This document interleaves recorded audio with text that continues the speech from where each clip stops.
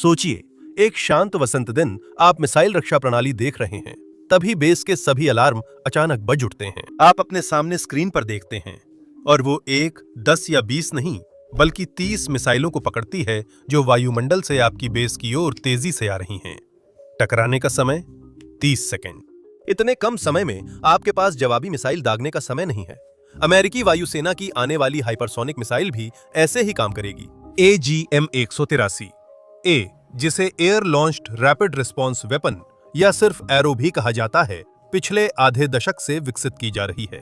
खराब परीक्षण परिणामों के बाद इसे रद्द कर भुला दिया गया, जब तक 1 साल पहले वायुसेना ने इसे फिर से निकालकर पूरा कर तैनात करने का फैसला किया। इससे सभी के मन में एक बड़ा सवाल खड़ा हो गया कि आखिर इस असफल हथियार डिजाइन के पास ऐसा कौन सा तुरुप का इक्का है जिससे वायुसेना ने इसे एक और मौका देने का फैसला किया। तो चलिए जानते हैं। डिजाइन और संचालन।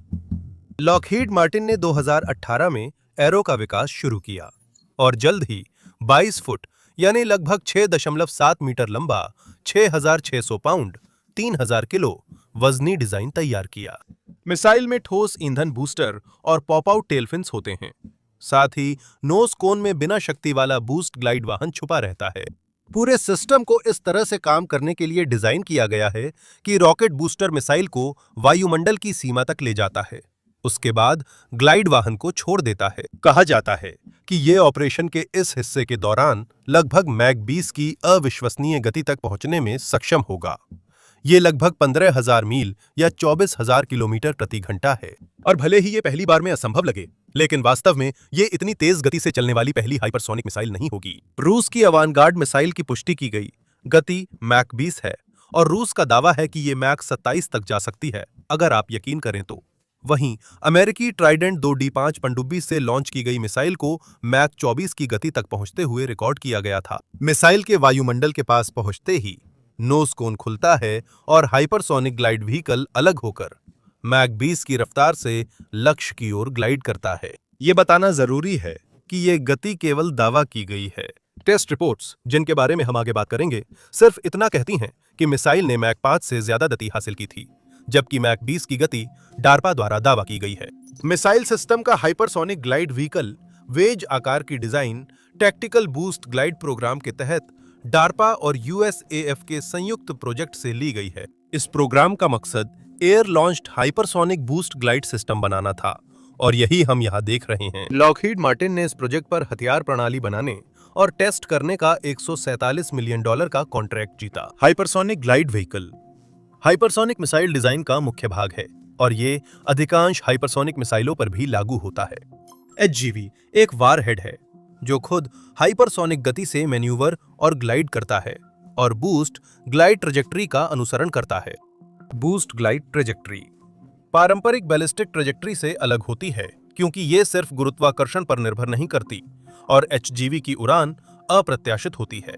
ये एरोडायनामिक लिफ्ट पाते हैं, ऊपरी वायुमंडल में ज्यादा देर टिकते हैं और डिजाइन के कारण बेहद मैन्यूवरेबल होते हैं, जिससे उनका पता लगाना मुश्किल हो जाता है। और अगर डिजाइन की बात करें तो HGV एक अपेक्षाकृत नया कॉन्सेप्ट है, इसलिए इनके बारे में बहुत कम जानकारी उपलब्ध है और नई नई डिजाइनों का लगातार आना जारी है। एरो की डिजाइन के बारे में बस इतना पता है कि इसमें वेज हैं, जो ज्यादा जानकारी नहीं देता है ना। एरो और दुनिया भर में वर्तमान में विकसित हो रही अधिकांश अन्य हाइपरसोनिक मिसाइलों के बीच सबसे बड़ा डिजाइन अंतर इसका लॉन्च तरीका है। अधिकांश हाइपरसोनिक मिसाइलें जैसे चीनी YJ-17, जिसे हमने हाल ही में इसी चैनल पर कवर किया था, जहाज, पनडुब्बी और जमीन से लॉन्च होती हैं, जबकि एरो एक एयर लॉन्च्ड मिसाइल है। बॉम्बर से मिसाइल लॉन्च करने का सबसे स्पष्ट फायदा यह है कि इससे उड़ान का समय कम हो जाता है और इससे दुश्मन की मिसाइल रक्षा प्रणाली के लिए पता लगाने और प्रतिक्रिया देने का समय भी घट जाता है। ये वास्तव में काफी दिलचस्प है कि एयर लॉन्च्ड मिसाइलों का विकास ही असल में वो वजह है जिससे सबसे पहले हाइपरसोनिक मिसाइलें बनी। हालांकि इनका विकास 1950 के दशक में शुरू हुआ था, लेकिन 1970 के दशक तक इनका कोई वास्तविक उपयोग नहीं हुआ। लेकिन एक बार जब इन्हें पेश किया गया तो ये अवरोधन के लिए लगभग अजेय साबित हुई। इससे ये बेहद खतरनाक सेकंड स्ट्राइक हथियार बनी और बड़ी ताकतों को सतह से हवा में मार करने वाली मिसाइलों के विकास में ज्यादा समय और प्रयास लगाने के लिए प्रेरित किया। इसी तरह हमें पेट्रियट और S-400 सिस्टम मिले। हाइपरसोनिक मिसाइलों का विकास इन सिस्टम्स का समाधान खोजने के लिए हुआ, जिससे मिसाइल और एंटी मिसाइल सिस्टम्स की ये होड़ UNO रिवर्स गार्ड्स जैसी बन गई। मिसाइल का उड़ान समय कम होने के साथ विमान से लॉन्च करने पर उसकी रेंज भी बढ़ती है। एरो मिसाइल की ऑपरेशनल रेंज लगभग 1000 मील या 1600 किलोमीटर है जब उसे लॉन्च किया जाता है, लेकिन योजना ये है कि इसे एक लांसर बॉम्बर से लॉन्च किया जाए, जिसकी वास्तविक कॉम्बैट रेंज लगभग 4500 मील या 7500 किलोमीटर है। एरो प्रोजेक्ट को पहली बार रद्द किए जाने से पहले और उसके पुनर्जीवित होने से काफी पहले, जिसे हम अभी थोड़ी देर में विश्लेषित करेंगे, योजना वास्तव में यही थी कि इन्हें लांसर बॉम्बर्स से लॉन्च किया जाए। इस विमान को मिसाइलों के लिए आसानी से मॉडिफाई किया जा सकता है, जिससे B-52 बॉम्बर्स का बोझ कम होगा, जिन्हें पहले एरो टेस्टिंग में इस्तेमाल किया गया था। एक अकेला B-1 लांसर अपने आंतरिक हथियार बे और बाहरी हार्ड पॉइंट्स दोनों का इस्तेमाल करते हुए 31 एरो हाइपरसोनिक मिसाइलें ले जा सकता है। अगर ऐसा हुआ तो वो लांसर इतिहास के सबसे ताकतवर बॉम्बर्स में गिना जाएगा जिसने कभी उड़ान भरी थी।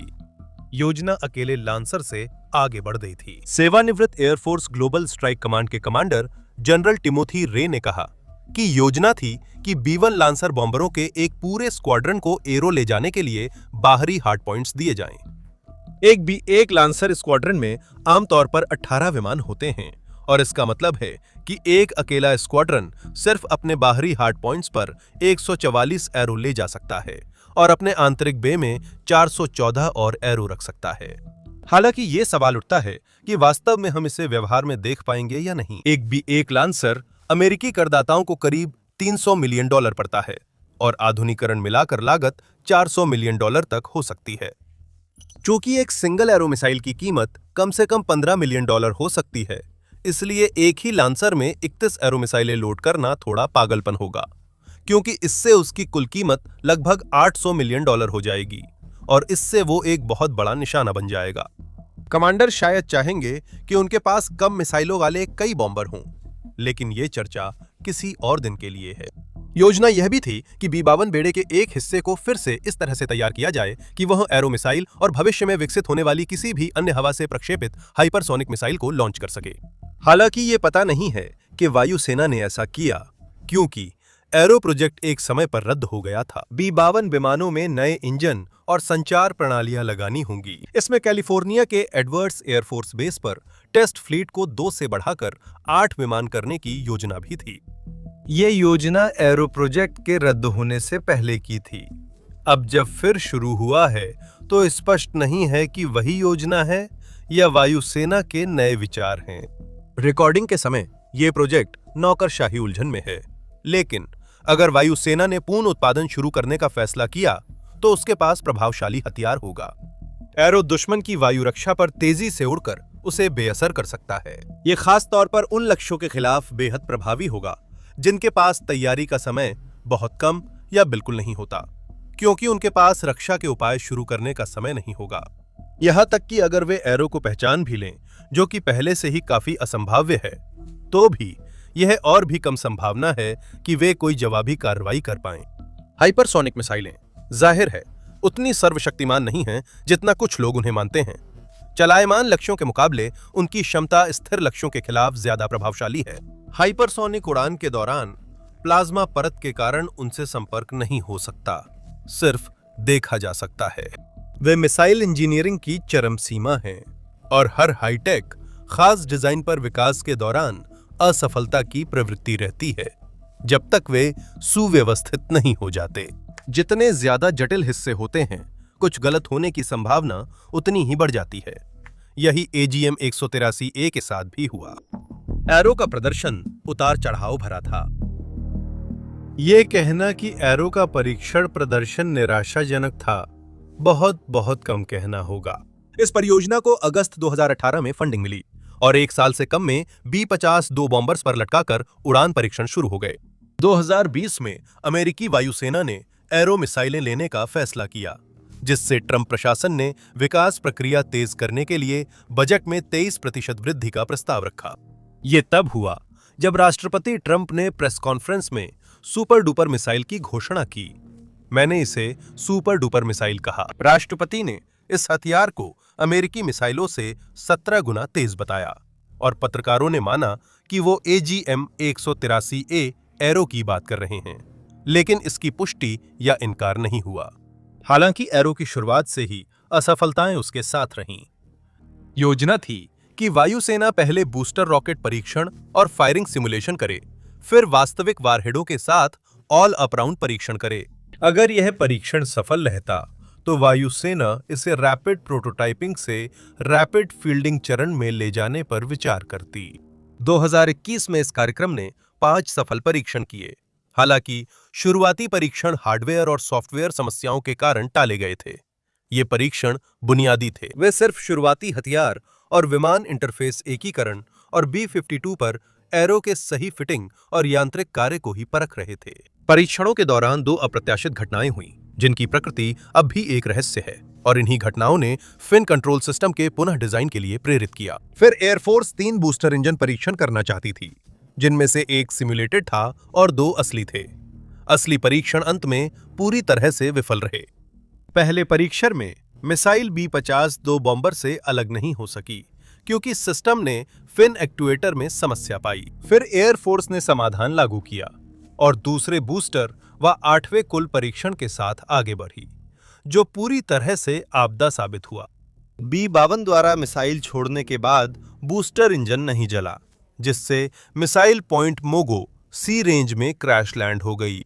इस परीक्षण की एकमात्र सकारात्मक बात यह थी कि मिसाइल का विमान से सुरक्षित रूप से रिलीज और अलग होना सफल रहा। साथ ही यह भी दिखाया गया कि अब फिन एक्ट्यूएटर शानदार तरीके से काम कर रहा था। लेकिन खुद मिसाइल बिल्कुल भी काम नहीं कर पाई। इस बिंदु पर वायुसेना ने 12 एरो मिसाइलों के लिए $161 मिलियन और 2022 में अनुसंधान व विकास हेतु $238 मिलियन का अनुरोध किया। 2021 में और परीक्षण हुए। मई में एक B-52 ने लुइसियाना से अलास्का उड़ान भरकर एरो के डेटा ट्रांसमिशन व टारगेट सेंसिंग का परीक्षण किया। B-52 ने एरो से एनकरेज स्थित डेटा सेंटर के जरिए डेटा प्राप्त किया, जो 1000 से ज्यादा समुद्री मील दूर था। उसने 600 मील से अधिक दूर लक्ष्य पर प्रहार का अनुकरण किया। उस सकारात्मक उपलब्धि के बाद बूस्टर इंजन एक बार फिर से जलने में असफल रहा। यही बात दिसंबर 2021 में भी हुई, जो लगातार तीसरी बार था जब मिसाइल ने उड़ान भरने से ही इनकार कर दिया। उस समय कांग्रेस ने परियोजना के लिए फंडिंग को आधा करने का फैसला किया और सभी संसाधनों को अनुसंधान और विकास में लगा दिया, ताकि समस्याओं का समाधान किया जा सके और आगे की सफल परीक्षणों की अनुमति मिल सके। मई 2022 में ही एरो ने दक्षिणी कैलिफोर्निया के तट से पहली बार सफलतापूर्वक लॉन्च किया। एरो का बूस्टर आखिरकार प्रज्वलित हुआ और अपेक्षित समय तक जला, जिससे मिसाइल ने मैक 5 से ज्यादा रफ्तार पाई। 2 महीने बाद यही टेस्ट फिर हुआ और वही नतीजे आए। 2022 के बिल्कुल आखिरी दिनों में पहला पूर्ण सिस्टम परीक्षण किया गया। यह पहला परीक्षण था जिससे एरो की सफलता या असफलता तय होनी थी।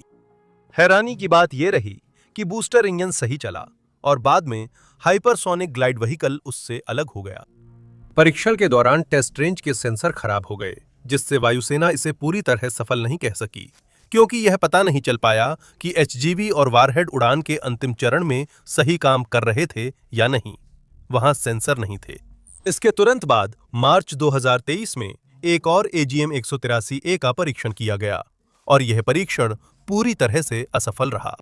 इस बिंदु पर एरो 1 कदम आगे 2 कदम पीछे के चक्र में फंस गया और कांग्रेस ने सोचना शुरू किया कि यह हथियार इतनी परेशानी मोल लेने लायक है या नहीं। उन्होंने कहा 300 एरो मिसाइल के लिए प्रति मिसाइल $14.9 मिलियन और पूरा कार्यक्रम $5.3 बिलियन का होगा। इसमें प्लेटफॉर्म एकीकरण, रख रखाव और 20 वर्षों तक अनुरक्षण सहायता शामिल है। इसी दौरान वायुसेना के अधिग्रहण के सहायक सचिव एंड्रयू हंटर ने कहा कि USAF यह मिसाइल नहीं खरीदेगी। इसके बावजूद एरो के 2 शेष परीक्षण अभी भी किए जाएंगे, क्योंकि उनके लिए पहले ही भुगतान किया जा चुका है और एकत्रित डेटा भविष्य में इसी तरह के कार्यक्रमों में मदद कर सकता है। अमेरिकी सैन्य हलकों में ये बड़ी निराशा थी, क्योंकि चीन के पास पहले से हाइपरसोनिक मिसाइलें हैं, रूस भी बहुत पीछे नहीं था और अमेरिका के लिए बेहतर डिजाइन बनाना जरूरी था। यही एरो का उद्देश्य था और 2023 में ये बिखरने लगा। 2023 के अंत में 2 और परीक्षण हुए। परिणाम अज्ञात हैं, लेकिन वायुसेना ने नई तकनीक की क्षमताओं पर अहम जानकारी पाई। इसके साथ ही यह कार्यक्रम प्रभावी रूप से ठप पड़ गया था और लॉकहीड मार्टिन ने घोषणा की कि अगर विकास में कोई बड़ी सफलता मिलती है तो कंपनी कम मात्रा में निर्माण के लिए तैयार है। ये केवल तकनीकी पीआर है। असल में हम इस परियोजना को ठंडे बस्ते में डाल रहे हैं क्योंकि हम अटक गए हैं। मार्च 2024 में अंतिम परीक्षण में एरो ने अच्छा प्रदर्शन किया, लेकिन यह नई हाइपरसोनिक मिसाइल का अंत था।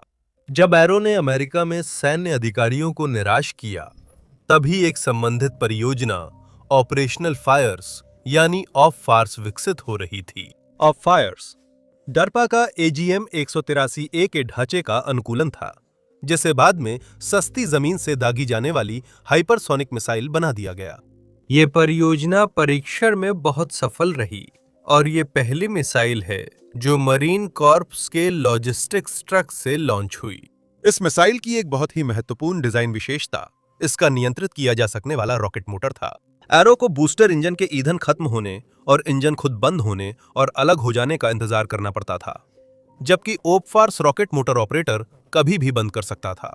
इस डिजाइन को लागू करने से मिसाइल का प्रदर्शन बेहतर होता और सबसे महत्वपूर्ण बात, यह कम दूरी के लक्ष्यों के खिलाफ और भी तेज हो जाती। एरो के इस संस्करण के लिए लॉन्चर आर्मी के M1075A1 PLS और अमेरिकी मरीन कॉर्प्स के LVSR वाहन परिवार पर फिट हो सकता था। सफल परीक्षणों के बावजूद ऑफ फायर्स परियोजना 2022 में अज्ञात कारणों से छोड़ दी गई। अब वापस एरो पर आते हैं। जून 2025 में रद्द होने के 1 साल से भी ज्यादा समय बाद वायुसेना ने सिर्फ एक कारण से इसे फिर शुरू करने का फैसला किया। चीन हाइपरसोनिक दौड़ में आगे था। वायुसेना के लिए न केवल एरो बल्कि हाइपरसोनिक अटैक क्रूज मिसाइल, जो एक ऑस्ट्रेलियाई अमेरिकी डिजाइन का समान हथियार है, को विकसित और तैनात करना अनिवार्य हो गया था। जनरल डेविड एल्विन, वायुसेना के चीफ ऑफ स्टाफ, ने कहा कि वायुसेना 2 हाइपरसोनिक कार्यक्रमों के लिए धन तलाश रही थी। उन्होंने कहा, एक बड़ा फॉर्म फैक्टर है जो अधिक रणनीतिक लंबी दूरी का है, जिसे हमने कई बार परीक्षण किया है, इसे एरो कहा जाता है, और दूसरा हैकम है। उद्धरण समाप्त। इसका मतलब है कि यह बहुत जरूरी हो गया है कि खामियों को ठीक किया जाए और हथियारों को अनुसंधान और विकास से निकालकर खरीद चरण में लाया जाए। वित्तीय वर्ष 2026 के बजट में एरो कार्यक्रम को $362 मिलियन मिले हैं और कार्यक्रम कार्यालय इस साल पहली उत्पादन अनुबंध देने की योजना बना रहा है। इसका मतलब 2 में से एक हो सकता है। या तो वायुसेना ने अब तक ठीक से काम न करने वाले हथियार को काम करने लायक बनाने का तरीका खोज लिया है, या फिर ये सिर्फ दिखावा है। चीन, जिसके पास 1 दशक से हाइपरसोनिक मिसाइलें हैं, को दिखाने के लिए कि अमेरिका भी ऐसे हथियार विकसित कर सकता है। हालांकि ऐसा नहीं लगता कि हम किसी PR स्टंट को देख रहे हैं। वायुसेना B एक लांसर बॉम्बर्स के लिए नए बाहरी पायलॉन को भी फंड कर रही है ताकि वे एरो मिसाइलें ले जा सकें, और ऐसा कहा जा रहा है कि F-15 स्ट्राइक ईगल पर भी परीक्षण किए जा रहे हैं, जो एक और विमान है जो संभावित रूप से इन मिसाइलों को ले जा सकता है। हालांकि एरो मिसाइल का पुनरुद्धार और अमेरिकी वायुसेना की हाइपरसोनिक मिसाइलों पर जोर एक सवाल उठाता है ना? अभी क्यों? एक बंद पड़ी हथियार परियोजना को फिर से क्यों शुरू करें? 2023 में पेंटागन ने हाइपरसोनिक हथियारों के लिए $4.7 बिलियन का अनुसंधान बजट मांगा, और इसके साथ ही 2014 से इसमें 25% की वार्षिक चक्रवृद्धि वृद्धि दर दर्ज की गई। हाइपरसोनिक तकनीकें अमेरिका के रक्षा खर्च में सबसे तेजी से बढ़ते क्षेत्रों में शामिल हो गईं। वास्तव में केवल 2 कारण हैं जिनकी वजह से संयुक्त राज्य अमेरिका हाइपरसोनिक हथियारों को विकसित करने की इतनी कोशिश कर रहा है, और वे एरो को फिर से जीवित करने के लिए तैयार हैं। हाइपरसोनिक मिसाइलें मौजूदा हथियारों की दौड़ का हिस्सा हैं, लेकिन इन्हें बनाना ड्रोन की तुलना में ज्यादा इंजीनियरिंग और भारी निवेश मांगता है, जबकि ड्रोन अविकसित देश भी बना सकते हैं। दूसरा कारण यह है कि संयुक्त राज्य अमेरिका इस दौड़ में पीछे रह गया है, जबकि चीन के पास न केवल सबसे विविध हाइपरसोनिक मिसाइल शस्त्रागार है, बल्कि उनके पास सबसे अधिक संख्या में हाइपरसोनिक मिसाइलें भी उपलब्ध हैं।